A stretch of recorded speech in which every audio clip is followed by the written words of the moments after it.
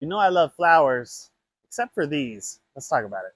So this is a tip for anyone growing basil is you do not want to let them flower because right now this plant is putting energy into making all of these flower buds and eventually it's going to make seeds. And because it's using energy to make these, it is no longer making the leaves, which is what we want for cooking. So whenever your basil does start to flower, you need to make sure you come in here and pinch this off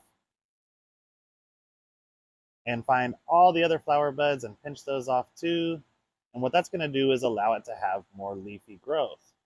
And you'll find that some varieties of basil are a lot faster to flower than others, and others are more resistant to flowering and produce leaves for longer.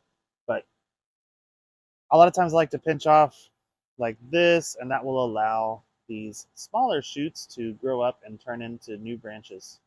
Pinching those flowers off and harvesting your older leaves will keep your basil looking good and keep it productive for the rest of the season.